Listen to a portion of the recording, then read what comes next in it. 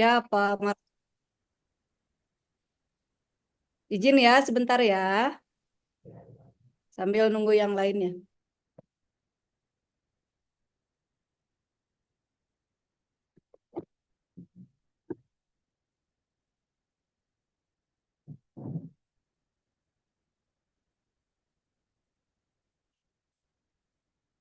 Ya, baik.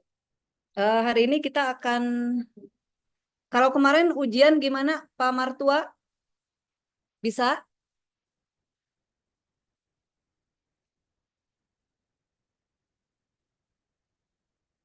Pak Samuel? Ada Ibu. Ya, gimana kemarin ujian? Bisa, Pak Samuel? Lancar? Eh, bisa sih Bu kan, bisa ambil dengan Harusnya bisa ya. kerja juga Bu kan. Ya, cuman nilainya belum muncul kali Bu ya. Saya Apa? belum lihat. Nilainya Apanya? belum muncul apa ya? Nilainya. Oh iya, Ya, nilainya belum ya udah, muncul. oke Mas. Ya. Ya, belum muncul, Pak Samuel. Ya, dalam minggu depan Penasaran juga Ibu. penasaran ya, sengaja Iya dibuat Ibu, betul penasaran. Ibu. Karena perlu perjuangan Bu, butuh perjuangan itu Bu Nah, pengerjakannya. iya, itu penuh Disambi Bu perjuangan. masalahnya. Iya. Iya, betul Bu. Apa yang bisa dipelajari dari ujian kemarin, Pak Samuel?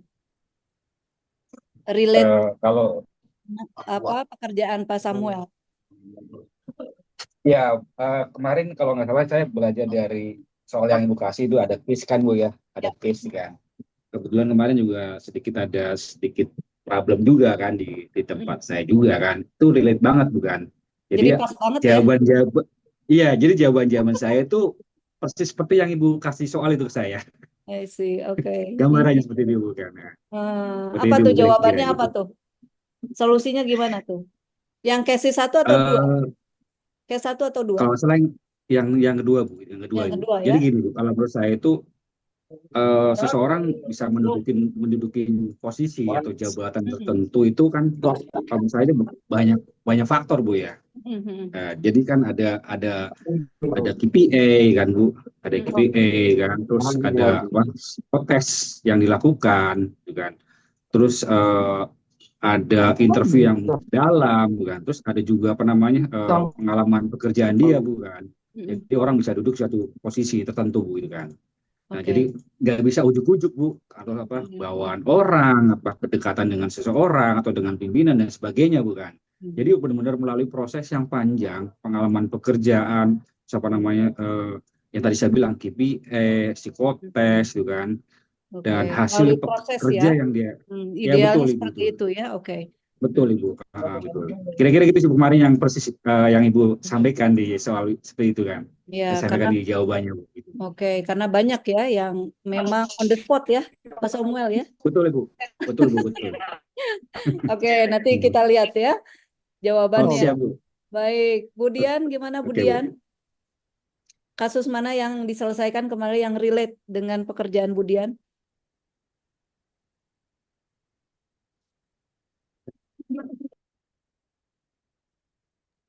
Hadir Bu Ida, Ya, Budian. apa kabar Gimana Bu? Budian?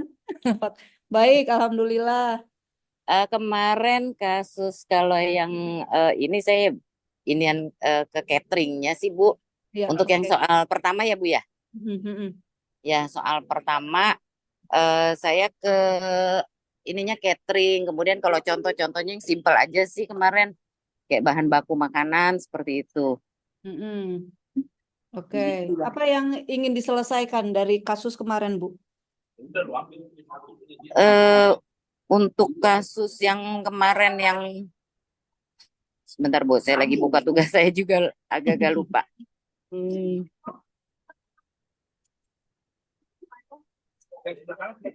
Oke, kalau kasus yang nomor satu, nomor dua, atau nomor tiga ya Bu ya? Boleh, boleh.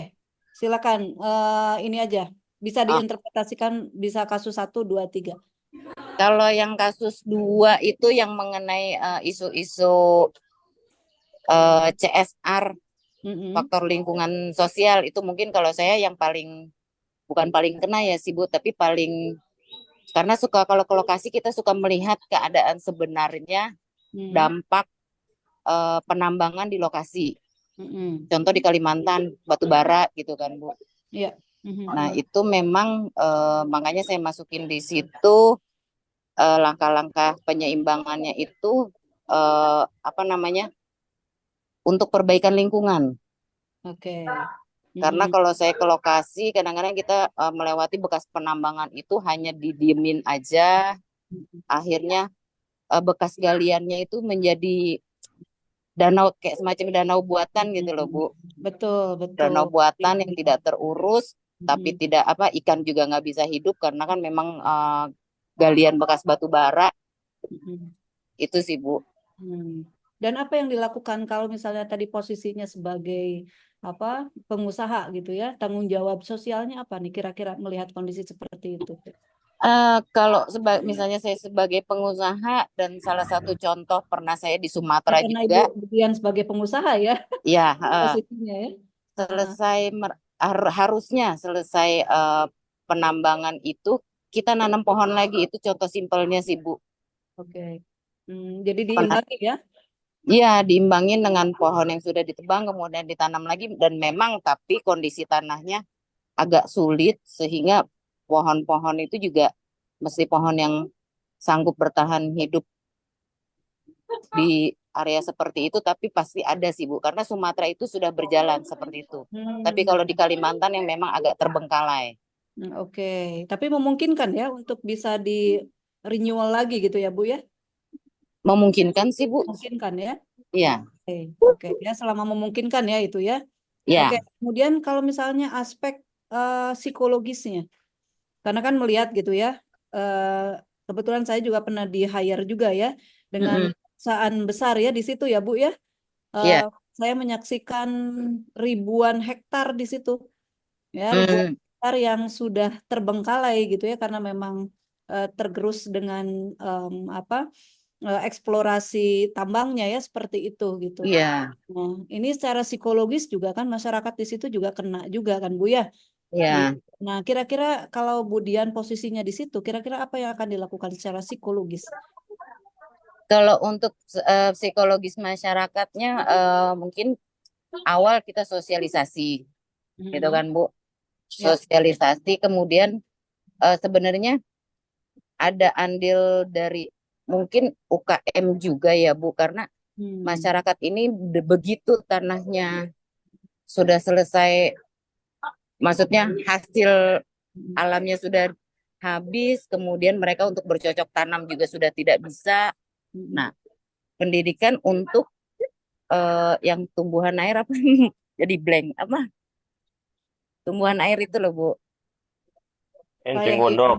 Bukan, yang pakai media air, oh hidroponik. hidroponik Hmm. Hmm. gitu. Nah, Hmm. hidroponik ini kan untuk saat ini simple ya Bu, pakai paralon, kemudian air, Hmm. tidak perlu media tanah, apalagi Hmm. media tanahnya bekas tambang yang memang agak kurang bagus, mungkin bisa kita ajarkan untuk hidroponik. Nah, di situ Oke. teman-teman masyarakat juga sendiri kan bisa menjual lagi ke pasar, Hmm. perekonomiannya juga terbangun. Dengan perekonomian terbangun, jiwa sosialnya juga mungkin akan bangkit lagi ya Bu ya. Jadi membangun dulu kepercayaan diri dan skill ya. Ya, Oke, baik. Itu ya dari perspektif Budian ya. Satu lagi saya masih penasaran. Pak ya Bu. Dedi, oke. Terima kasih Budian. Pak Dedi, Terima kasih Bu Ida. siap. Pak Dedi, Ada menit. Ya Bu, Bu. Ya, siap. Gimana Pak jadi Dedi? ya Bu ya. Ya. Baik Bu. Anu lagi di jalan Bu, nggak bisa buka tugas nih. Oh, lagi di jalan ya. Takut ini itu ya. Nabrak Ibu nanti. jalan-jalan Bu. Siap. Ada Habis di yang jalan mau pulang. sharing?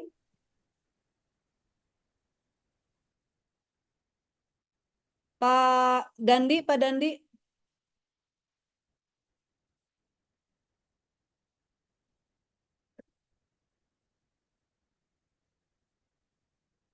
Yudianto, Pak Yudianto.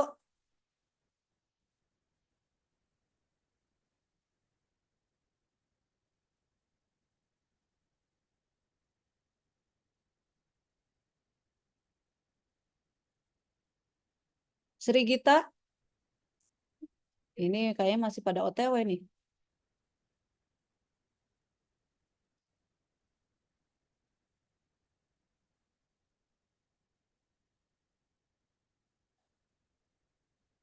Pak Ajis,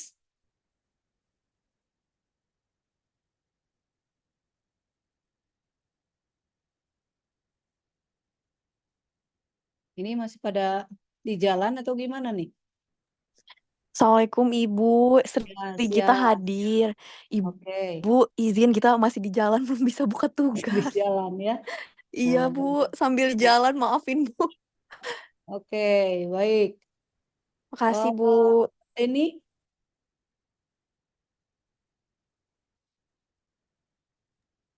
Pak Hendrikus biasanya standby, Bu. oke, siap. Silakan. Gimana nih? Baru sampai Bu, saya lagi buka laptopnya lemot ini. Mungkin bisa Wah, ditunggu dulu Bu. siap. Laptopnya ini ngambek. Ngambek ya. Bentar Oke, lagi Bu ya. Saya lupa tugasnya soalnya. oke. Om Rahmat, ini ada Om Rahmat.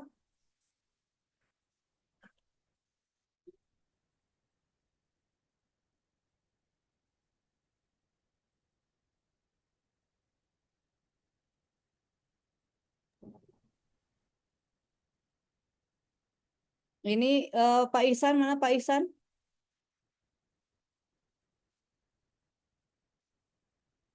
Oh ya, ini lagi pada di ini ya. Oke. Nah, Alexander, Pak Gaos. Oke. Pak Guido.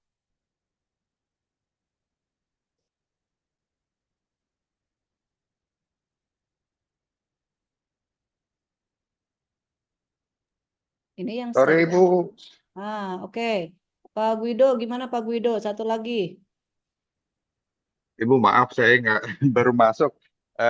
Boleh di Oh ya, ini terkait dengan pertanyaannya apa di ya kemarin ya ujian itu kan ada beberapa kasus ya yang relate dengan pekerjaan Bapak Ibu kan gitu ya, yang berkenaan dengan kan ada kasus 1, 2, 3 ya, ada yang berkenaan dengan CSR, kemudian juga dengan perekrutan tenaga kerja, kemudian juga ada kasusnya berkaitan dengan bisnis etik gitu ya, dan lingkungan, isu-isu lingkungan. Nah, kira-kira apa yang paling relate dengan pekerjaan Bapak sekarang? Kira-kira penyelesaiannya seperti apa? Kalau kemarin kasusnya adalah dari eh, sebentar saya buka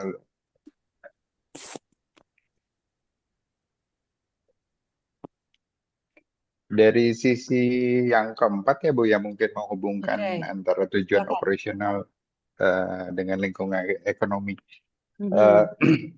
Posisi yang ada kan kita memang sudah mempunyai satu visi dan misi Pak, dari satu tujuan. Sementara ini kami bekerja di satu perusahaan yang baru belum 1 tahun, Mhm. membuat satu manajemen perhotelan Mhm. yang juga eh, menginginkan untuk bisa mengelola daripada beberapa hotel yang juga menjadi eh, yang mempunyai posisi di Indonesia lah, Mhm. tersebar di Indonesia. Jadi menuju Bikin daripada holding, sisi ini bikin holding company ya Pak ya? betul Pak. Oh, Betul Bu. Jadi kita oke. bikin manajemen company untuk di holding. Mhm. Sementara ini kita baru mempunyai 3 hotel dan menuju ke 4 di tahun ini dalam waktu 1 tahun ini karena Oh, ada 2 hotel yang kita ambil alih untuk kita rebranding dengan brand Mhm. yang baru kita nebuk. Mhm. Mhm. Jadi Nah, kal- mhm. dari sisi kompetisi yang kita lihat adalah bukan hanya dari kompetisi dari sisi bangunan saja ternyata yang harus kita Oke. perhatikan karena dari sisi bangunan kita juga tergantung daripada investornya Ibu ya. Jadi kekuatan daripada pembiayaan investasi yang akan dikeluarkan tetapi secara grade kita mempunyai satu batas minimum dan batas maksimum dari yang kita sesuaikan dengan perbintangan lah istilahnya. Dan juga kita fokuskan dengan apakah brand itu atau hotel itu menjadi satu tujuan daripada marketnya bisnis atau juga mix market ataupun juga lebih banyak kepada resortnya. Karena itu menjadi kompetisi yang sangat berbeda. Apa yang Mungkin strategi apa yang akan Pak Guido kembangkan ya ketika ini kan bukan berencana ya, karena memang ini lagi on the way ya, on the dengan way, Bu. on the way dengan 4 hotelnya gitu ya. Kira-kira untuk penentuan strateginya apa yang dilakukan? Apakah strateginya sama gitu ya, dilakukan ke 4 hotel itu, atau misalnya melihat karakteristik dari hotel dan yang lainnya? Jadi kita sementara ini karena memang baru ada 4 dan kita ada segmentasinya adalah memang ada yang di kota meskipun itu kotanya di secondary city ya Bu ya. Jadi maksudnya di kota kabupaten. Juga dengan tipe yang satu lagi adalah yang berhubungan dengan destinasi yang kita sebut dengan juga ada hotel and resort. Jadi yang kita tegaskan di situ adalah bagaimana segmentasi pasar yang kita tuju, di mana di sisi hotel atau secara bisnis kita mengejar daripada ya orang berbisnis. Dari situlah dari standarisasi yang dibutuhkan oleh orang bisnis itu digarisbawahi karena salah satu visi kita adalah menekankan daripada sisi pelayanan ya Bu ya. Jadi yang membedakan itu adalah sisi pelayanan karena di resort di situ akan lebih pelayanannya lebih santai atau lebih kepada personalized service dibanding dengan dari sisi bisnis yang memang kita harus menyesuaikan dengan kebutuhan tamu dengan penegasan-penegasan yang pasti ya kalau di sisi ini karena banyaknya meeting, banyaknya traveler untuk yang berbisnis jadi tidak banyak menikmati dari sisi fasilitas atau dari sisi apapun yang ada di hotel karena waktunya hanya cuma tidur, makan dan pergi gitu atau berkegiatan dengan meeting. Tetapi kalau di resort itu kan mereka lebih menikmati daripada pelayanan hotel, fasilitas hotel dan juga Nature-nya ya. surrounding. Betul. Oke. Ini jadi penasaran ya, karena nanti ada hubungannya dengan bagaimana mewujudkan inovasi kan gitu ya, seperti itu. Betul. Nah, Pak Guido, ini hotelnya bintang berapa Pak yang lagi dikembangkan? Sementara ini yang hotel, yang bisnis di kota itu di bintang 3, Bu. Kalau yang di resort kita memang tetap ada di bintang 3, tetapi saya istilahkan pakai plusnya ya Bu. Karena memang secara standar hotel ini memang sehubungan dengan hotel baru yang memang dibuat sesuai dengan ciri khas yang kita arrange, kita standarkan bahwa ini adalah dari sisi hotel and resort. Di sini jadi 2 sisi itu yang kita bedakan. Oke, di Jawa Barat ya, Pak Guido ya? Kebetulan Jawa Barat Bu, 2 di Kabupaten Subang, yang satu di Subang Kota, yang satu di daerah Ciater, itu yang lagi project. Kemudian yang satu di Kabupaten Sukabumi, yang satu di kotanya, yang satu di kabupatennya, lebih tepatnya di Ciletuh Bu, di Pelabuhan Ratu. Wah, mantap nih. Keren lah Pak Guido. Ini harus ya mungkin kalau nanti ada kesempatan ya bareng-bareng nih sama teman-teman ya. Kita bisa Iya. di darat nih ya. Siap Sharing, Ibu. betul-betul sharing bisnis nih gitu ya. Siapa tahu nanti Iya. ada tulisan bisnis yang bisa kita eksekusi gitu ya. Bukan hanya sekedar teori, tapi bagaimana merangkai ekosistem. Itu tak kalah pentingnya ya untuk seorang pebisnis. Begitu Betul ya Pak Ibu. Guido ya. Betul Ibu. Siap. Nah, hari ini terima kasih Pak Guido ya, karena nanti juga Sami-sami. kita akan coba spill juga Pak Guido karena terkait dengan bagaimana entrepreneurship dan juga inovasi gitu ya. Nah, ini yang seperti yang tadi disampaikan oleh Bu Dian, Pak Guido, kemudian juga Pak Samuel gitu ya. Ini kan sangat relate dengan apa yang dialami di kantor atau misalnya perusahaan Bapak Ibu sekalian.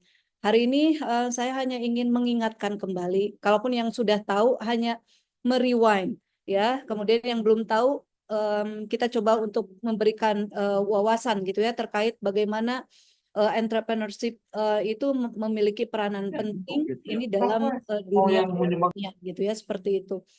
Termasuk juga bagaimana inovasi punya posisi strategis dalam upaya mengakselerasi bisnis itu ya. Nah, hari ini kalau kita coba lihat dalam kacamata teoritis gitu ya, seperti apa yang disampaikan, ini beberapa definisinya.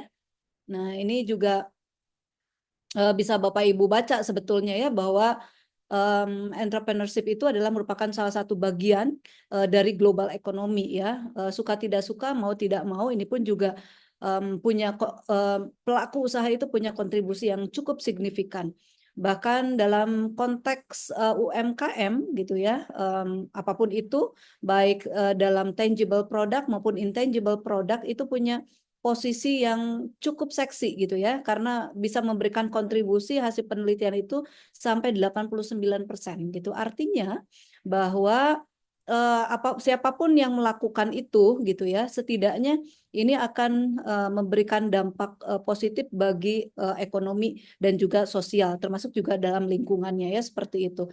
Nah, ini definisi yang disampaikan oleh Buffett ya. Ada juga yang lainnya seperti halnya Jim Merrill itu juga mengatakan bahwa seorang entrepreneur itu adalah seseorang yang dia dalam posisi siap untuk menjalani ketidakpastian gitu ya. Nah itu tadi gitu ya. Makanya ada beberapa karakteristik seorang entrepreneur itu yang memang harus dimiliki gitu ya. Nanti kita akan diskusi. Ini lebih banyak ke diskusi ya, karena Bapak Ibu sebagai pelaku usaha ya dalam hal ini. Nah, termasuk juga bahwa entrepreneurship itu juga berkaitan dengan usaha ya, usaha baru yang dilakukan. Nah, pertanyaan saya gitu ya, apakah usaha baru yang dilakukan itu harus simultan dengan kondisi kekinian? Kan itu jadi pertanyaannya. Karena banyak para pelaku usaha baik di sektor jasa maupun di sektor yang lainnya gitu ya, kadangkala melakukan usaha ya. Ya, baik. Kadangkala melakukan usaha banyak by feeling, ya, by feeling. Ini kayaknya usahanya enak nih gitu ya. Nggak salah memang ya, by feeling nggak salah gitu ya. Tetapi kadangkala kita lupa bahwa ada rangkaian ya, bukan hanya sekedar feeling gitu ya, tapi ada rangkaian sistematis langkah strategis yang memang harus difahami gitu ya sebagai bagian dari sebuah aktivitas bisnis ya, seperti itu. Nah, kemudian juga definisi yang lainnya juga menyebutkan bahwa entrepreneurship itu didefinisikan sebagai proses untuk membuat Ini olahraga tadi, olahraga. siap Pak Gaos, mangga. Olahraga. Pak Gaos. Ya, oke ya. Jadi making money, earning profit, dan increasing the worth ya. Jadi hal ini juga yang difahami sebagai seorang entrepreneurship gitu ya. Dan terakhir itu didefinisikan bahwa entrepreneurship itu adalah proses ya untuk menciptakan peluang.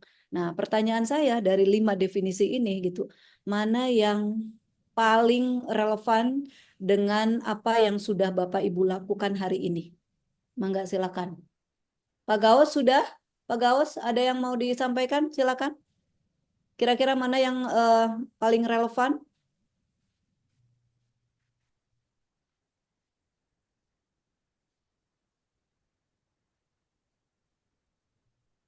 Atau Pak Samuel? Sudah nyampe di rumah Pak Samuel? Belum Ibu, masih di kantor Bu, masih ada meeting juga ini sama Ibu. Oke. Mohon maaf. Ya, Bu Dian lagi nih. Bu Dian, kira-kira mana yang paling relate dengan apa yang dialami dalam kondisi saat ini? dengan definisi ini, Pak? Bu Budian.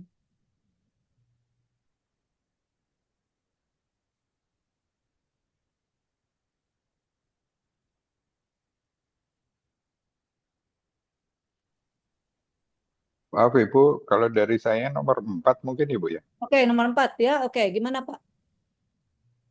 Ya, karena disebutkan adalah ya proses of making money ya, earning profit and increase wealth while posing characteristics like risk-taking, management, leadership, and innovation. Ya, pada saat saya sekarang ini memang tujuannya adalah making money ya, ujung-ujungnya duit gitu. Iya, betul. Tetapi kita selalu melalui daripada satu pemikiran membuat dari mengembangkan daripada satu bisnis ini sekarang adalah juga ada risk takingnya karena kompetisi jelas di saat banyaknya hotel chains yang sudah berjalan lama gitu kan, kemudian juga ada yang baru-baru. Kemudian bagaimana kita juga membuat satu manajemen yang kuat ya, yang juga menjadi mempunyai strategi dan segala aturan pelaksanaan dari sisi manajerialnya. Kemudian leadership itu adalah bagaimana kita membuat leader-leader di setiap unit maupun dari secara individu daripada pemegang pemangku daripada jabatan tersebut.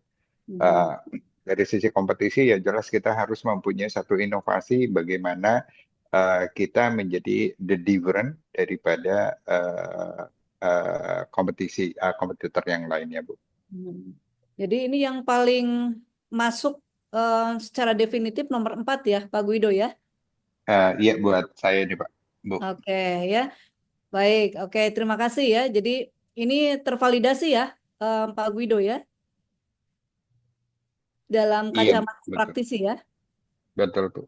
Oke, baik. Terima kasih ya. Baik, ini nanti Bapak Ibu silakan feel free kalau ada yang mau ditanyakan ya, boleh bisa langsung kita diskusi ya seperti itu. Nah, oke, baik kita lanjutkan. Nah, ini adalah kombinasi ya yang biasa dilakukan dalam proses produksi. Nah, ini tentunya berbeda ya antara proses produksi yang ada di dunia jasa gitu ya dengan yang sifatnya tangible gitu ya. Nah, ini juga makanya mungkin nanti kita akan sharing gitu ya, seperti yang tadi Pak Guido sampaikan gitu ya, bahwa sekarang lagi dalam posisi pengembangan untuk membuka holding company gitu ya, seperti itu. Nah, ini secara teoritis Bapak Ibu ya, yang Pak ini menurut Mel Robert gitu ya, bahwa untuk membuat sebuah produk gitu, beberapa hal yang perlu dilewati dalam prosesnya. Ya, di antaranya adalah seperti ini. Berarti di sini ada altering the quality of an existing product, berarti kan bagaimana merubah gitu ya kualitas produk dari produk yang sekarang lagi ada gitu ya. Kemudian juga opening new market, berarti membuka market baru, kemudian develop ya develop. Oh, yuk, udah beres. Waalaikumsalam. Ya, yuk, enggak. Baik, ini berarti mendevelop bentuk organisasi atau industri ya. Pertanyaan saya sama sebetulnya ya, apakah di dunia jasa juga akan dilakukan hal yang sama gitu ya, seperti itu. Termasuk juga nanti bagaimana capturing new sources-nya, kemudian juga raw materialnya, termasuk juga supply chain-nya dan yang lainnya gitu ya. Tentunya dalam kombinasi produksi dalam dunia jasa ini akan berbeda dengan produksi yang real. Nah, ini kebetulan ada dua nih ya, dari kacamata catering tadi yang Budian dengan kacamata Pak Guido dari jasa. Nah, pertanyaan saya adalah bagaimana alur produksi yang dilakukan oleh jasa hotel gitu ya untuk bisa menciptakan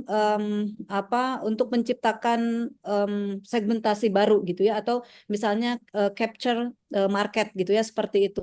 Kira-kira ada pembedanya enggak baik dari sisi ya peningkatan kualitasnya, kemudian juga cara membuka marketnya, pengembangan form organisasi atau industrinya dan yang lainnya gitu ya, seperti itu. Nah, ini yang dua sisi yang berbeda gitu ya, seperti itu. Budian masih monitor, Budian? Ya masih Bu, maaf tadi Oke, nggak jawab. siap. Budian kalau dilihat dari definisi ini, kira-kira apa yang akan Budian tambahkan, kritisi, atau oh iya saya tervalidasi ini gitu. Kalau untuk di bisnis catering produknya itu makanan ya Bu ya. Hmm? Eh, tapi kalau kami sendiri selain makanan kita akan memproduksi walaupun melalui pihak ketiga itu kontainer. Hmm. Nah, kalau untuk mungkin tidak tervalidasi semua ya Bu. Karena Oke, kalau untuk di catering itu menu makanan kita sudah ada. oke. Improve-nya mungkin dari bahan makanan, maksudnya bumbu-bumbunya yang saat ini perusahaan kami sebenarnya sedang mencoba untuk bisa maksudnya bekerja sama dengan salah satu perusahaan yang memproduksi rempah-rempah yang sudah jadi gitu Bu. Untuk Hmm. standarisasi menu di seluruh lokasi. Walaupun belum berjalan tetapi planning ke situ kami ada.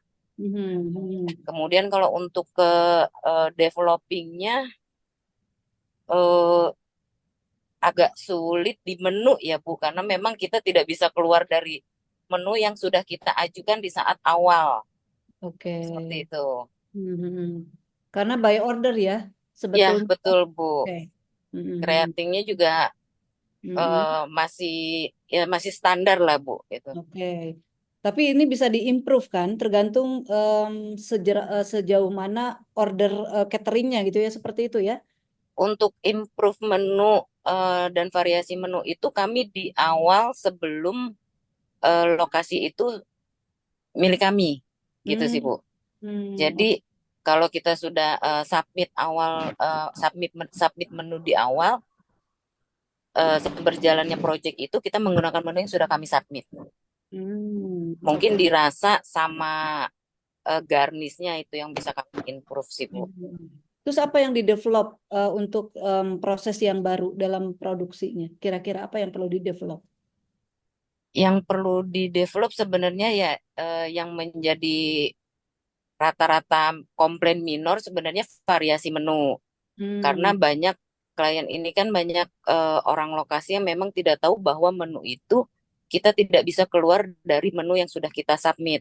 Tetapi Hmm. mungkin karena sehari-hari mereka makan 3 minggu kemudian ketemu menu itu lagi, sebulan kemudian ketemu menu itu lagi, bosen, Hmm. mereka mintanya variasi menu dan itu seharusnya bisa di-develop di luar apa yang sudah kami submit seharusnya sih Bu, kalau memang mau lebih variatif.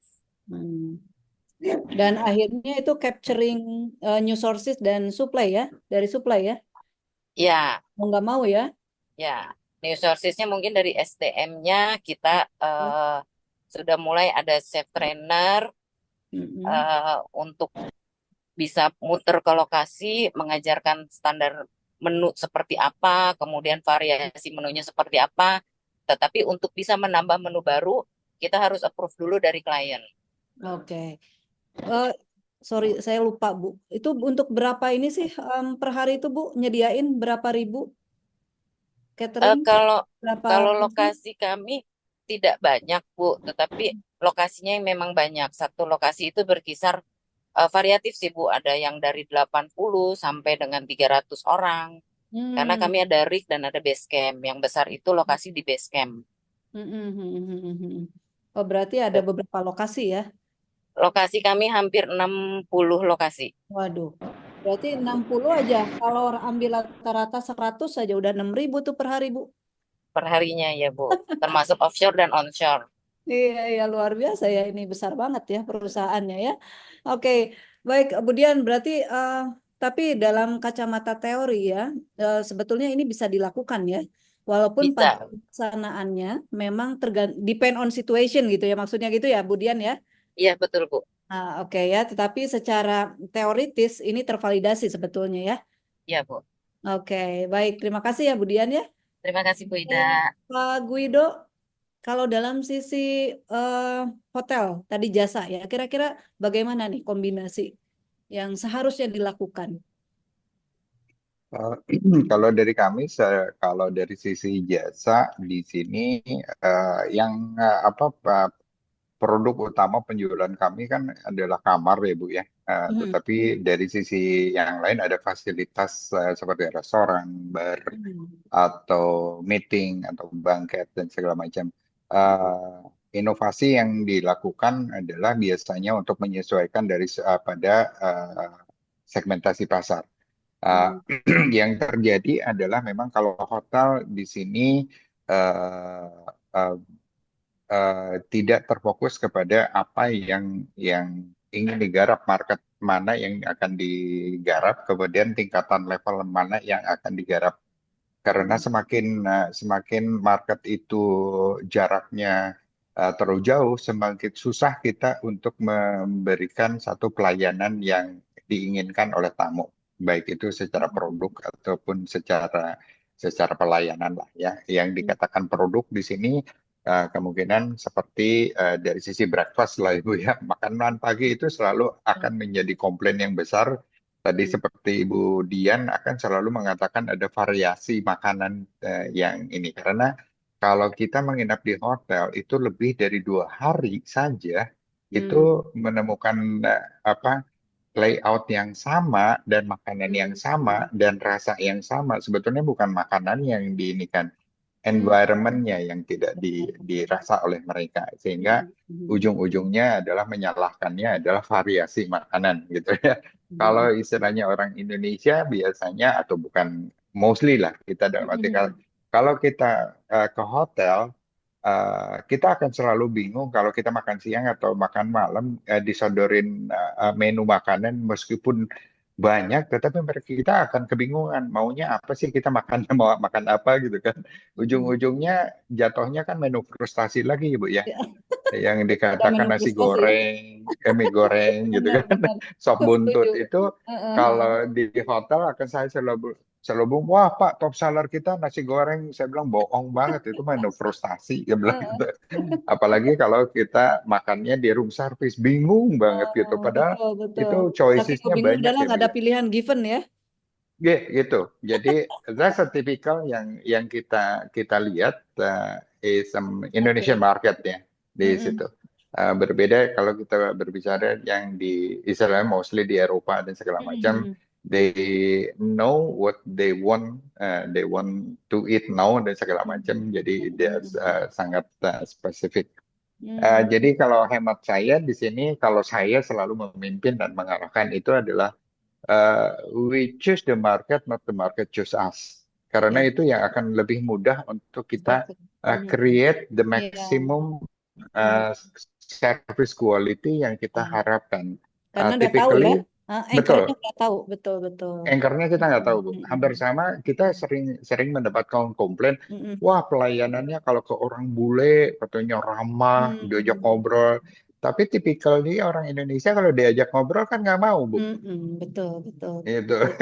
Jadi Iya, it's iya, not iya. us, tapi back to the market itself. Kalau kita mengharapkan ada kalau saya bilang dari sisi market itu kan ada low end, ada Mm-mm. medium high, ada high end gitu dan segala macam. Mm-mm. Nah, itu kan kita harus menentukan. Kalau kita Betul. pada posisinya yang market kita adalah high atau high end atau middle up, di situ kalau kita mendapatkan tamu yang Mm. middle low, itu akan selalu komplain, Bu. Harga makanan mahal lah, Iya, service yang jelek lah, dan segala macam. Nah, betul, itu betul. yang kita memang harus antisipasi dari situ.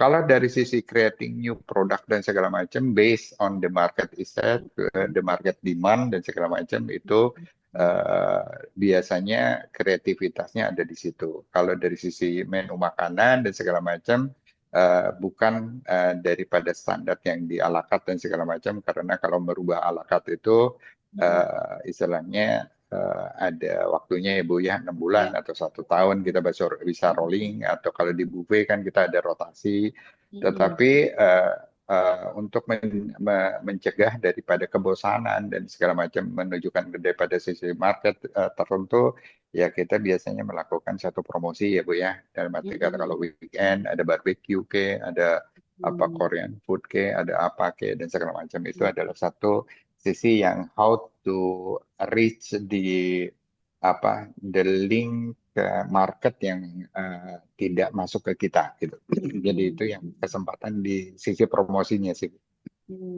Ya artinya kalau misalnya melihat teori dari Mel Robbins ini sebetulnya bisa dilakukan ya dalam sisi even di sisi jasanya ya, seperti itu ya, tergantung bagaimana menerapkan proses mana yang memang menjadi pilihan gitu ya dalam Betul Ibu. jasa ya, seperti itu ya Pak Guido ya. Betul Ibu. Oke, baik ya. Karena ini juga teori itu dibikin by experience juga kan, muncul teori kan, seperti itu ya.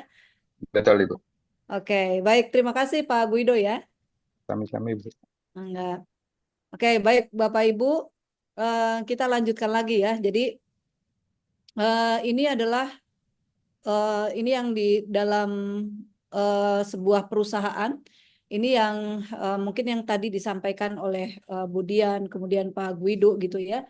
Ini pasti akan ada ya. Jadi ada activities that increase capacity gitu ya.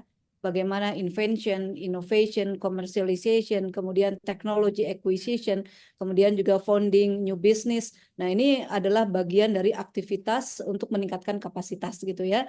Jadi tadi hal-hal yang sifatnya invention ini juga sebaiknya terus digali gitu ya, apa yang menjadikan sesuatu yang baru yang nanti diinovasinya dilihat dari sisi penemunya siapa, berarti kan bisa jadi ownernya, bisa jadi orang lain gitu ya, seperti halnya sekarang yang lagi dijalankan oleh GNG karena saya ikut di dalamnya gitu ya, jadi perusahaan Johnson Johnson ini di Future Health Global Competition, mereka itu lagi menemukan, lagi mencari ya inventor-inventor baru. Ya, jadi lagi mencari inventor-inventor baru dari 10 negara. Ya, dari 10 negara. Kebetulan saya megang 3 negara. Ya, jadi kebetulan saya megang 3 negara, 4 negara ya, termasuk juga dengan India. Nah, ini. Jadi mereka itu lagi mencari bagaimana penemu gitu ya, penemu dari produk-produk yang nanti akan di show up ya oleh GNG. Makanya ini aktivitas untuk meningkatkan kapasitas sebetulnya. Karena kalau melihat dari kronologis ya, bahwa posisi GNG sekarang itu lagi posisinya decrease ya. Jadi karena udah mature gitu ya, sekarang itu dalam posisi decrease. Maka hal yang perlu dilakukan adalah difusi inovasi. Maka yang salah satu strateginya adalah bagaimana membangun kapasitas ya, dan kegiatannya ini yang mereka lakukan gitu ya, seperti itu. Yaitu dengan caranya global competition, itu salah satunya adalah untuk meningkatkan kapasitas gitu ya, meningkatkan kapasitas perusahaan karena udah jenuh gitu ya, seperti itu. Nah, kemudian juga secara personal gitu ya, bahwa seorang pelaku usaha gitu ya, seorang pelaku usaha itu harus suka nggak suka, mau nggak mau, itu dituntut untuk kreatif gitu ya, inovatif. Kemudian juga sadar bahwa apa yang dilakukan itu harus komersial base. Kemudian juga harus memiliki entrepreneurial. Jadi apapun gitu ya yang berhubungan dengan aktivitas entrepreneurnya. Termasuk juga self motivasi gitu ya, artinya self motivated. Jadi tidak ada motivasi yang paling dahsyat kecuali dibangun oleh diri sendiri gitu ya. Dan ini yang seharusnya dilakukan oleh para pelaku usaha gitu ya. Dan saya pikir Bapak Ibu sekalian juga sudah dalam posisi ini gitu ya, sehingga saya hanya mengingatkan kembali gitu ya, bahwa dalam kajian teoritis ini yang ingin disampaikan gitu ya, bahwa dalam dalam membuat atau merangkai sebuah kegiatan bisnis yang di dalamnya itu adalah entrepreneur dan enterprise gitu ya, bahwa ini yang seharusnya ada seperti itu. Kemudian ini nanti silakan Bapak Ibu baca saja ya, ini bagaimana peran invention ya, baik in between, bisa jadi as a owner gitu ya, atau as a part of the organization, atau as a part of the community. Saya pikir invention itu bisa ditemukan dalam banyak hal gitu ya. Bisa dalam secara individu maupun juga yang tergabung dalam sebuah komunitas, atau misalnya dalam sebuah lembaga gitu ya. Contoh misalnya dalam, oke, ada iklan Pak Gaus. Oke, Pak Gaus, ada yang mau disampaikan Pak Gaus? Ibu izin nanya Bu, jadi Bu, Oh siap, mangga Pak Dedi, itu silakan. tadi GNG ya Bu. Iya, Kalau betul. GNG itu dalam bisnis apa aja ya Bu? Ruang lingkupnya. Itu dalam obat-obatan Pak. Oh, di bidang Iya, farmasi ya Bu? iya farmasi, bidang farmasi Pak. Iya, bidang farmasi. Kirain bisa Bu furnitur masuk, jadi di situ kan Betul, betul. jangan nawarin produk kita Bu. Oh iya, Pak Dedi di bidang apa Pak Iya. Dedi? Untuk saat ini punya ini sih Bu, lagi ngembangin bisnis furnitur. Cuma kita Wah, bisnis masih furnitur ya. belum produksi sendiri Bu. Kita masih kerjasama sama pengrajin lokal. Mm-mm. Terus kita buat tim untuk lebih ke marketingnya kita Bu. Jadi kita ada tim untuk marketing. Kita nanti mau bikin website sama e-commerce ya Bu untuk sekarang. Mhm. Jadi Oke. seperti itu Bu. Furniture apa Pak? Boleh tahu Pak? Ada Lebih ke kekhususannya nggak? lebih ke ini Bu, meja, kursi. Di sini ada Hmm. ini juga Bu, pelanggan saya ini ada Pak Rizky sama Budian Bu yang sering pesan. Oh gitu? Aduh, sudah bikin ekosistem nih ya. Iya Bu, dari teman kan It- Bu, iya, circle dari dulu benar-benar. Bu. Iya.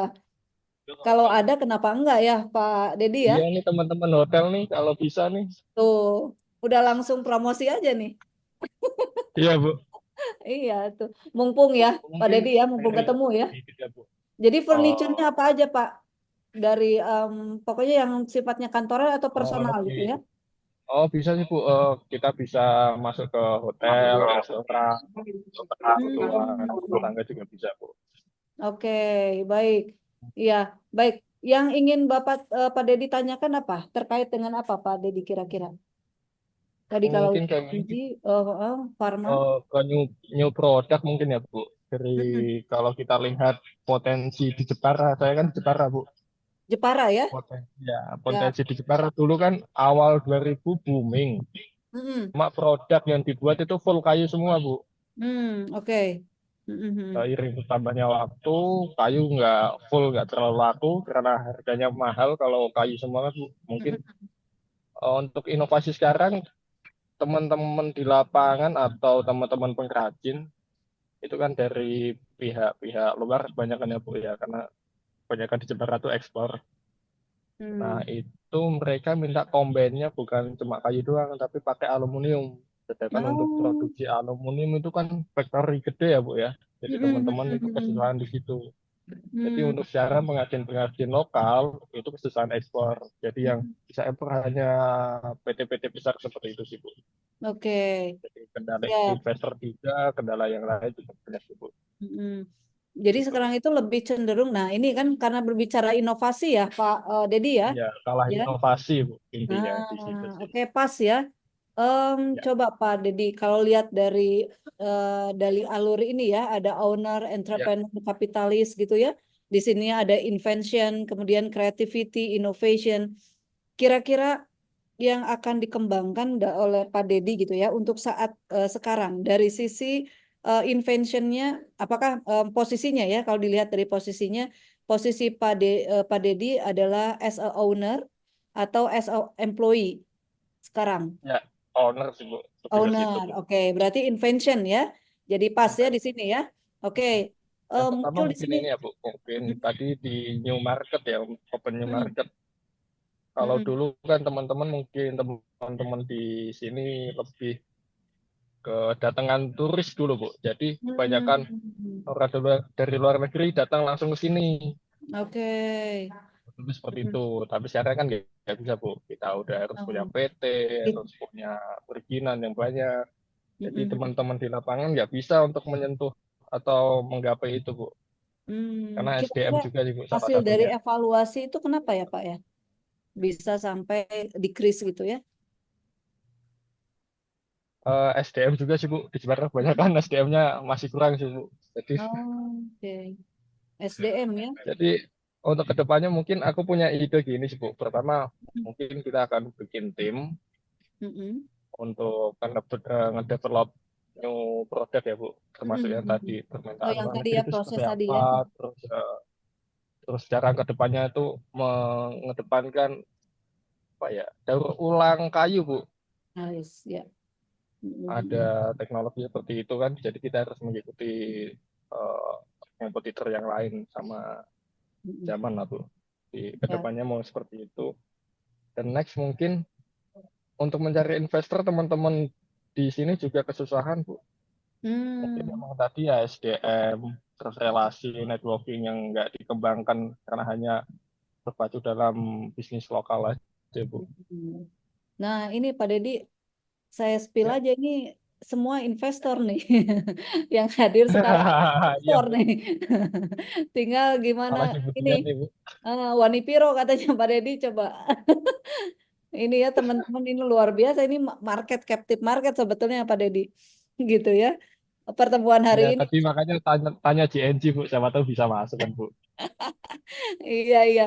Ya kebetulan kalau GNG ini kan betul sekarang GN yang lagi saya develop ya bukan develop ya artinya yang em, saya apa coba untuk ikut berkontribusi ya karena saya sebagai coach internasional di situ gitu ya. Eh, Mereka itu sekarang itu lagi terus terang saja karena posisi GNG itu lagi mature gitu ya sehingga butuh tadi lagi mencari inventor. Makanya ini kebetulan ada kurang lebih 9 grup ya yang ikut dalam pertandingan global kompetisi ini gitu ya. Dan rata-rata isunya itu betul tadi kata Pak Deddy, yaitu green business atau Ya, circular economy gitu ya, circular economy itu yang menjadi perhatian sekarang ya. Makanya beberapa produk yang nanti insya Allah akan tervalidasi di minggu sekarang itu nanti tanggal 29 nih hari Jumat ya. Hari Jumat itu akan memvalidasi beberapa produk itu akan diinventarisir menjadi inventor. Ada yang diinventarisir menjadi inventor, kemudian ada yang masuk ranahnya inovasi, kemudian ada yang masuk ke ranahnya prototype, kemudian ada yang masuk juga dalam wilayah monetize gitu ya seperti itu. Nah, ini yang dilakukan makanya dalam tabel ini nyambung sebetulnya ya. Jadi ada as a owner, baik sebagai inventionnya, kemudian juga as entrepreneurnya juga, baik secara entrepreneurnya, kemudian juga baik apa sebagai inventornya juga.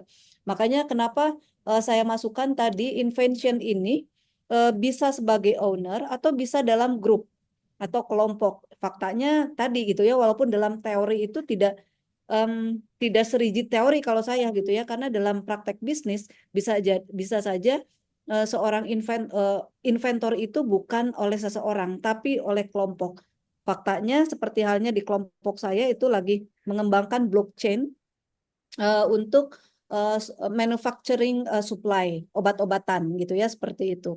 Nah, ini itu hasil temuan bareng-bareng. Makanya kalau secara teori ini kan jadi saya mengcracking saja gitu ya bahwa seorang inventor itu bisa memang seseorang ataupun juga grup seperti itu. Kemudian juga nanti ujung-ujungnya adalah ternyata dalam grup itu tidak semua juga bisa mengembangkan menjadi seorang entrepreneur gitu ya. Ada juga yang akhirnya bisa jadi ujungnya hanya berujung prototype ya, hanya berujung prototype. Nah, yang bisa berkembang adalah pada saat nanti ini setelah dimonetize. Ya, artinya makanya sekarang itu nanti fase di Desember itu tanggal 3 Desember kebetulan kita akan ada pertemuan semua coach bertemu dari 10 negara itu gitu ya. Nanti kita akan diskusikan ya bagaimana memvalidasi prototipe yang sudah dilakukan oleh tim. Nah, ini ya sambil mengundang para kapitalis. Nah, ini masuk nih dalam teori ini. Ya, jadi sambil mengundang beberapa kapitalis artinya diundang beberapa invention ya Bu. uh-uh, apa diundang juga di situ bukan hanya sekedar invention saja gitu ya, tetapi juga investor gitu ya. Jadi diundang juga beberapa investornya gitu ya. Nah, ini walaupun masih dalam fase validating ya, validating. Nah, validatingnya karena bisnis modelnya itu ada yang B2B, ada juga yang B2C gitu ya. Nah, kebetulan kalau grup saya itu adalah B2B karena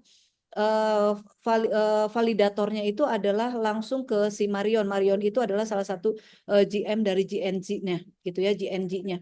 Dan sekaligus dia sebagai investor gitu ya, sekaligus beliau sebagai investor. Jadi dalam proses dalam mercantile innovation gitu ya. Jadi itu akan nyambung invention, creativity, innovation, kemudian entrepreneur, kapitalis gitu ya. Itu juga akan nyambung semuanya. Nah, ini tentunya rangkaian ini nanti akan, saya pikir bukan akan ya, Bapak Ibu juga akan mungkin sudah menemukan gitu ya, temuan-temuan yang Bapak Ibu lakukan di perusahaan masing-masing gitu ya, seperti itu. Nah, ini secara teoritis ternyata memang proven gitu ya di lapangan seperti itu. Walaupun ada beberapa yang perlu diperkuat bahkan ditambahkan. Contoh misalnya kalau dari sisi invention yang tadi ya, bukan hanya sekedar owner as a personal gitu ya, tetapi as a group gitu ya. Karena faktanya tadi seperti yang dilakukan oleh teman-teman di tim 9 tim ini gitu ya, bahwa ownernya itu adalah tim tadi gitu ya, bukan personal seperti itu.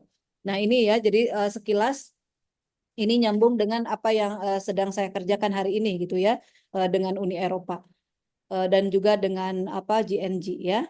Oke. Nah, ini Bapak Ibu, ini juga saya pikir glance aja gitu ya, bahwa betapa pentingnya menjadi seorang entrepreneur, karena secara ekonomi ini akan menstimulat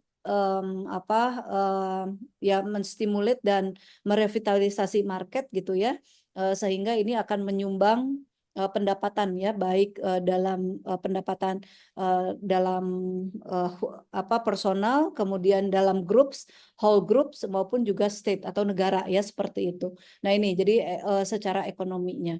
Kemudian secara sosialnya juga jelas gitu ya, karena ini juga bisa memberikan salah satu alternatif bagi masyarakat gitu ya, untuk bisa mendapatkan pendapatan sesuai dengan kelayakan gitu ya, sesuai dengan kelayakan. Nah, ini bagaimana entrepreneurship itu juga menjadi bagian penting ya dalam ekosistem global ya, sehingga dampaknya kalau dalam ekonomi sirkular itu ada 3 ya, 3P, ada planet, people, kemudian juga planet, people, dan satu lagi itu apa? Planet, people, product ya. Jadi planet, people, product. Nah, ini ya, jadi ekonomi yang berkelanjutan ya, seperti itu. Nah, ini kemudian ini karakteristik dari entrepreneur. Tadi juga saya udah menangkap banyak sinyal gitu ya, dari Budian, dari Pak Dedi, kemudian juga dari Pak Guido gitu ya. Bagaimana simbol-simbol karakteristik gitu ya harus sudah ada dalam pelaku usaha tadi, bagaimana membuat decision making ya, membuat keputusan. Tentunya ini nggak mudah gitu, tetapi harus dipaksa, harus bisa gitu ya, karena at the time gitu ya, kita nggak pernah tahu gitu ya peluang itu datangnya kapan. Maka kita harus, seorang pengusaha itu harus siap ya untuk ngambil keputusan dengan cepat dan tepat gitu ya. Maka itu dibutuhkan kepiawaian, diantaranya adalah ini terbangun diantaranya kecepatan untuk membuat keputusan itu adalah by experience gitu ya. Kemudian juga skill juga itu sangat mendukung. Nah, ini kemudian juga menerima tantangan, ini juga jelas gitu ya, menjadi bagian yang tidak bisa dipisahkan ya dalam perilaku atau karakteristik dari entrepreneur ya. Kemudian juga risk taking, kemudian bagaimana membangun organisasi seperti yang tadi disampaikan oleh Pak Guido gitu ya, akan bagaimana membangun holding company gitu ya, dengan 4 hotel itu tidak mudah gitu ya, karena itu pasti tadi yang disampaikan ada risk taking-nya, challenging gitu ya, kemudian juga harus mengambil keputusan dengan cepat, pasti itu akan ada ya, termasuk juga bagaimana memobilisasi resources ya.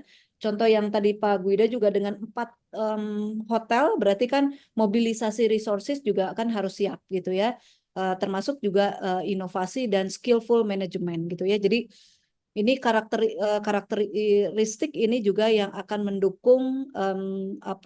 mendukung perusahaan gitu ya, seperti itu. Oke, nah ini skill yang memang harus ada. Saya pikir ini juga pasti dibutuhkan tadi kalau saya dengar gitu ya, leadership itu penting gitu ya. Bagaimana memotivasi skill juga itu penting karena kalau kita pahami dalam sebuah perusahaan dengan latar belakang latar belakang yang berbeda, skill yang berbeda, ya ini juga kita harus tahu gitu ya. Kira-kira motivasi yang tepat seperti apa gitu ya untuk bisa meng-scale up individu as a employee ataupun individu misalnya as a manager, individu as a director gitu ya, direktur gitu seperti itu. Itu kan tidak mudah gitu ya.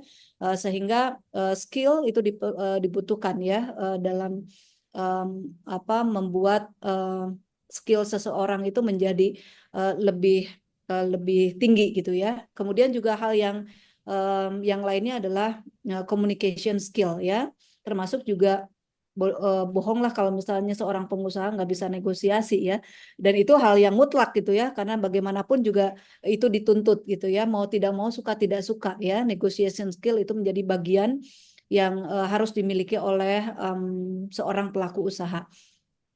Betul, kreatif dan critical thinking skill ya, decision making, kemudian multitasking ya, dan juga time management seperti yang tadi disampaikan juga ini menjadi bagian. Kemudian network ini juga penting, dan yang selanjutnya adalah practical skill ya, seperti itu. Nah ini yang disampaikan oleh Ilan Kumaran, dan ini sudah saya diskusikan, termasuk juga sudah saya teliti gitu ya, skill-skill apa saja yang dibutuhkan oleh pelaku usaha.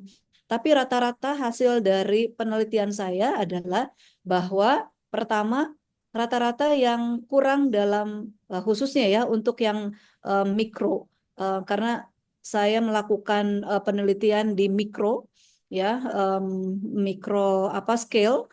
Ini yang rata-rata itu adalah di komunikasi ya, ini komunikasi, negotiation skill, kemudian network ini juga yang relatively kurang ya, yang hasil penelitian saya gitu ya.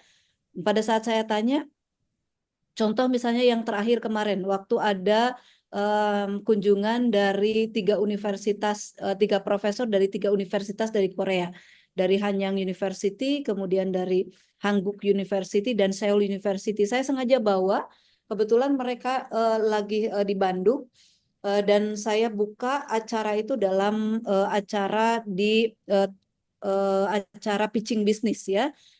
Apa yang terjadi dari 20 pelaku usaha yang punya keberanian untuk mempresentasikan bisnisnya itu cuma 3 orang. Padahal itu peluang gitu ya. Kalau misalnya mereka menyadari ada potensi untuk bisa diambil dari kunjungan itu, seharusnya gitu ya, bukan 3 orang. Ya bisa jadi kalau misalnya eagerness-nya tinggi, itu harusnya semuanya gitu ya, karena melihat ada peluang di situ. Tapi faktanya enggak ya. Karena apa? Karena rata-rata mereka malu. Ya, aduh Bu Ida, Abi mah nggak bisa ngobrol katanya gitu ya, nggak bisa diskusi, nggak bisa presentasi. Itu kelemahan yang dialami oleh rata-rata gitu ya, para pelaku usaha di mikro. Karena tidak pede gitu ya, takut salah. Padahal kan nggak ada sesuatu yang perlu ditakuti gitu ya. Nggak ada yang salah dengan apa yang sudah dilakukan. Kan kita hanya memvalidasi aja gitu ya, seperti itu. Nah ini, jadi hasil dari temuan itu adalah di communication skill, kemudian juga negotiation skill. Contohnya, pada saat mereka presentasi, kemudian ada salah satu, oke, ada yang siapa? Oke, Pak Hendrik, ada yang mau ditanyakan, Pak Hendrik? Maaf, Ibu kepencet, Bu. Maaf. Oh, kepencet, oke ya. Ada yang ada yang disampaikan oleh pelaku usaha adalah pada saat mereka mempresentasikan kemudian menanyakan harga. Ya, pada saat menanyakan harga, Contoh misalnya kebetulan yang dipresentasikan itu adalah tas gitu ya, tas modifikasi ini dari kerajinan pandan ya, pandan wangi gitu ya. Kemudian pada saat ditanya harga ya, mereka malu-malu gitu. Iya harganya Bu 300.000 gitu ya, 300.000. Padahal sebetulnya harganya itu bisa jadi 1 juta. Kalau menurut saya gitu ya, itu tidak pantas 300 juta, tapi pantasnya 1 juta atau 1,5 juta gitu. Apa yang terjadi? Ketika mereka memposisikan bahwa produk mereka itu tidak merasa minder sehingga harga yang ditetapkan itu sedikit gitu ya, artinya murah gitu ya, maka itu terkesan murahan akhirnya. Maka si profesor itu salah satunya yang dari Seoul gitu ya, Ida sayang amat ya katanya gitu. Ini sebetulnya produk ini tuh bagus gitu ya. Tapi karena tadi pas dimention 300.000, ini terkesan murahan. Padahal kualitasnya bagus, tinggal remove sedikit saja katanya gitu ya. Remarks sedikit saja itu bisa jadi bisa jadi bagus gitu. Saya berani tawar itu 2 juta. Coba. Artinya keberanian untuk bisa mengambil keputusan dan menegosiasikan harga itu juga menjadi penting. Ya, karena tadi tidak pede akhirnya yang terjadi seperti itu. Jadi ini banyak hal ya yang bisa terjadi. Nah, ini ya, jadi saya melihat posisi seperti itu. Nah, kemudian juga nah ini menurut M. Coney Thomas gitu ya, ini ada entrepreneur skill, technical skill, kemudian management skill itu harus blend gitu ya. Di antaranya adalah untuk bisa membuat skill set ya yang harus dimiliki oleh pelaku usaha. Seperti itu ya, dan ini perilaku yang harus ada, saya pikir ini juga mungkin yang dialami oleh Bapak Ibu sekalian gitu ya. Perilaku seperti apa, sikap seperti apa yang harus ada dalam seorang entrepreneur gitu ya. Ini seperti ini ya Bapak Ibu. Bagaimana seorang perilaku entrepreneur itu harus mampu mendevelop dirinya menjadi seorang pelaku usaha. Kemudian juga dia juga harus tahu diri bahwa dia itu adalah seorang risk taker, apakah moderate risk taker atau karena ini juga harus tahu bahwa seorang pelaku usaha itu ada di under uncertainty gitu ya, maka harus tahu bagaimana behave ya, kemudian juga perilaku yang inovatif ya, perilaku yang eagerness-nya tinggi gitu ya.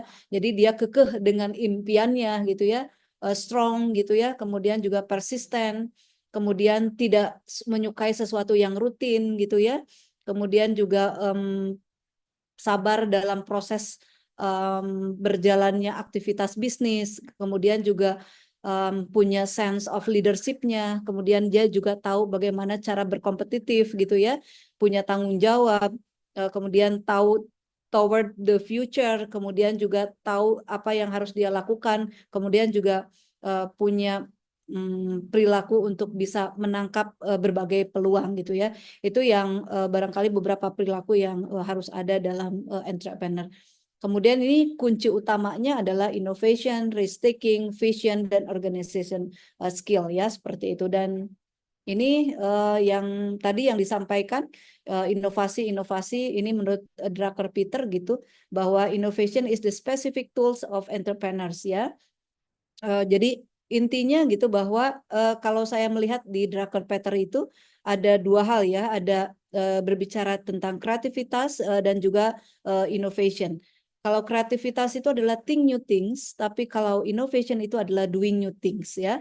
Nah, nanti Bapak Ibu nanti akan lebih jelasnya adalah saya akan berikan tugas kepada Bapak Ibu ya untuk bisa melihat lebih clear kira-kira inovasi apa yang akan Bapak Ibu kembangkan. Nanti di grup itu saya akan berikan tugas ya untuk bisa mendevelop inovasi-inovasi termasuk juga model bisnisnya. Jadi nanti minggu depan kita akan diskusi terkait dengan inovasi apa yang dikembangkan, kemudian strategi apa yang nanti akan didevelop seperti itu ya. Oke, ini nanti tipe inovasinya ada radical innovation, ada incremental innovation. Kalau radical innovation berarti inovasi yang memang sifatnya radikal, berarti menyeluruh sifatnya gitu ya, jumping gitu ya dalam banyak loncatan-loncatan. Kemudian juga kalau ada incremental innovation, yaitu tadi ada perubahan gitu ya, step by step gitu ya. Itu yang dinamakan dengan incremental innovation. Nah, itu nanti kira-kira inovasi apa yang nanti akan Bapak Ibu kembangkan? Apakah masuk di radical atau incrementalnya ya? Nah, ini source dari innovation-nya ada invention, ada diversity, kemudian juga ada creativity-nya. Nah, ini kenapa penting inovasinya untuk competitive advantage, kemudian juga untuk increase productivity dan juga the last one untuk customer satisfaction ya. Jadi ini yang nanti akan bunyi, betul nggak inovasi yang Bapak Ibu kembangkan itu bisa menjawab pentingnya inovasi ya, seperti itu. Baik, Bapak Ibu, sebelum saya tutup ada yang mau ditanyakan dulu, silakan.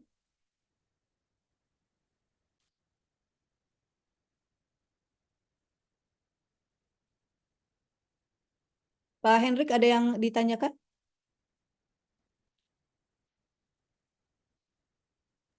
Tugasnya minggu depan ya Bu ya. Tuh. Oh iya, Berkelompok atau tugasnya gimana? minggu depan. Nanti sekarang nanti saya akan berikan dalam di grup ya tugasnya. Siap Ibu. Oke, baik ya. Baik Bapak Ibu, kalau tidak ada yang mau ditanyakan, karena saya juga nanti harus persiapan juga ya untuk ngajar di pasca yang lain, ya mudah-mudahan ya walaupun ini terbatas apa jam dan juga materi gitu ya, tapi kita feel free untuk diskusi lebih lanjut karena saya pikir kalau untuk masalah teori Bapak Ibu juga tinggal baca, kemudian juga kita mendingan lebih banyak diskusi ya supaya bisa bisa melihat lebih dekat bagaimana menggabungkan antara teori dengan praktek. Oke, saya ingin minta tanggapan dari Pak Guido ya. Apa yang didapatkan hari ini Pak Guido? Banyak sih Bu. Sebetulnya buat kami praktisi kan kami hanya menjalankan ya Bu ya, tetapi tidak secara struktural dalam arti kata secara akademisi, teoretikal, mungkin dalam arti kata baru kita mengerti atau mendapatkan satu, oh ini tuh ini, oh ini tuh ini gitu. Jadi posisinya adalah kita praktikal karena memang lebih melihat daripada kebiasaan dan kebutuhan yang ada sehingga kita berusaha untuk melakukan survival daripada apa yang kita hadapi dengan posisinya adalah ya kita terbentur dengan satu permasalahan-permasalahan yang lebih banyak kita hadapi, baik itu dari sisi manajemen, dari sisi pada saat kita beranjak dari bawah ya, atasan, daripada customer, daripada posisi sekarang kita berhubungan dengan investor, owner dan segala macam. Jadi hal-hal yang membuat kita besar sebetulnya adalah sesuatu yang kita dapatkan dari pengalaman ya, atau dari sharing dan segala macam. Sehingga ya kenapa saya join di perkuliahan ini juga dalam arti kata we should match with the theoretical. What we are doing ini adalah sesuatu yang memang secara teoretikal ini sesuai, dan apakah kita juga bisa mengembangkan dengan sisi keteraturan ya Bu. Berarti Dan itu sekaligus memvalidasi ya Pak Guido ya. betul Bu, betul. Bermanfaat ya Pak Guido ya. Alhamdulillah Ibu. Oke, baik.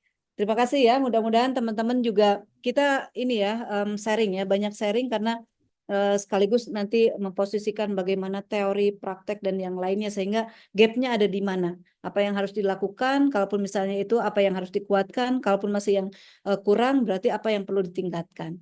Oke, terima kasih Bapak Ibu sekalian atas perhatian dan kerjasamanya. Mudah-mudahan semuanya bisa mendapatkan pengetahuan sesuai dengan ekspektasinya, karena juga saya nggak tahu ya ekspektasinya seperti apa, tapi setidaknya pertemuan hari ini mudah-mudahan bisa membuka cakrawala Bapak Ibu untuk membuat lebih bagus ya, seperti itu. Baik, terima kasih. Assalamualaikum warahmatullahi wabarakatuh. Waalaikumsalam. Waalaikumsalam. Oke, terima kasih. Siap, Terima kasih, Bu. Assalamualaikum. Waalaikumsalam.